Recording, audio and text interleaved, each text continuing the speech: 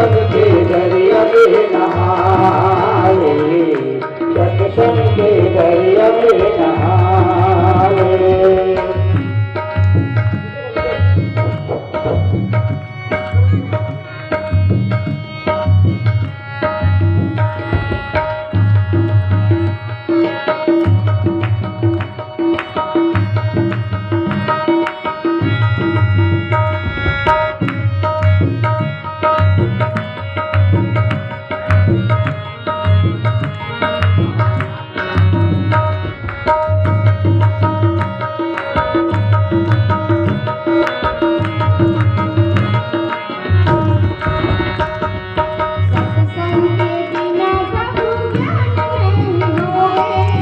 सत्संग के बिना कबू ज्ञान नहीं होए,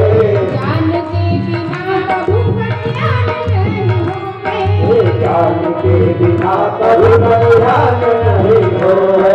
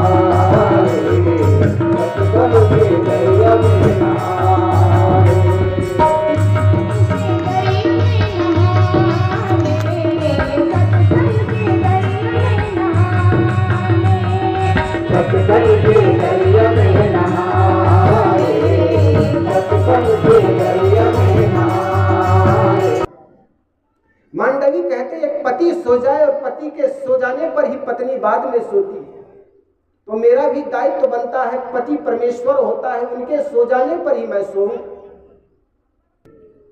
मांडवी का नाम सुने होंगे, रामायण के कथाकार होंगे, टीकाकार होंगे, श्रोता होंगे, वो जानते हैं।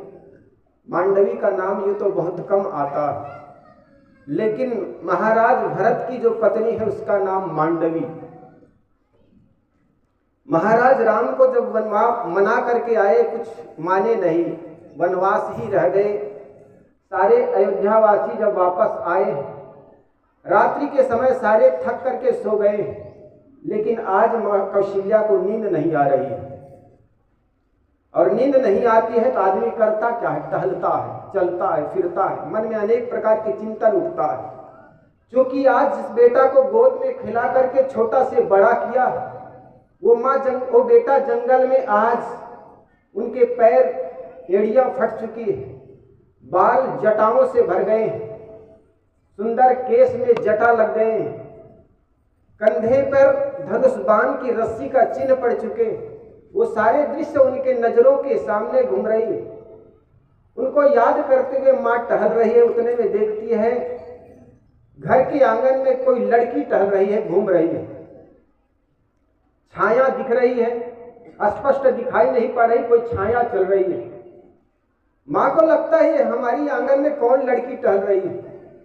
कौशल्या जाकर के देखती है तो मांडवी से कहती, बेटी तुम सोई नहीं, भरत सो गए होंगे, कमरे में जाओ, सो जाओ। मांडवी कहती, माँ प्रणाम, आपको शायद पता नहीं, भरत कहते हैं कि भाई भरत, भैया राम वनवास चले गए, इसलिए मैं भी वन में रह करके राज्य का संचालन करूंगा, इसलिए नंदी ग्राम में जाकर के झोपड़ियां डाल करके वहीं रह रहे हैं। तो बेटी तू गई नहीं उनके पास, तू भी चली जाती। नहीं मां, मैं जा नहीं सकता। भरत कहे कि क्योंकि इस घर में वर्तमान में बड़ी बहू कोई नहीं है, सीता भाभी भी चली गई, इसलिए तीनों माँ घर में है, उनकी सेवा का दायित्व तुम बड़े होने के कारण तुमको रहना पड़ेगा। मेरे भैया राम वनवास को चले गए हैं, इसलिए मैं नंदी ग्राम में झोपड़ी डाल करके वहां रह करके संचालन करूंगा। भाई राम जंगल में नंगे पैर रहते हैं तो मैं भी नंगा पैर रहूंगा। वे वलकल पहन करके, सन्यासी का भेष धारण करके, सन्यासी कपड़े पहन करके अगर जंगल में भ्रमण कर रहे हैं तो मैं भी राज्य का संचालन वलकल पहन करके ही करूंगा। इसलिए माँ वो नंदी ग्राम में एक जंगल, वो झोपड़ी दिखाई पड़ रही है, उसी झोपड़ी में वे निवास कर रहे हैं। तो बेटी वे तो सो गए होंगे, जाकर के तू भी सो जा। तो मांडवी कहती, माँ उनकी झोपड़ी में लग रहा है कोई दीपक जल रहा है, कोई लालटेन जल रहा है, प्रकाश देखो उस झोपड़ी से दिखाई पड़ रही है।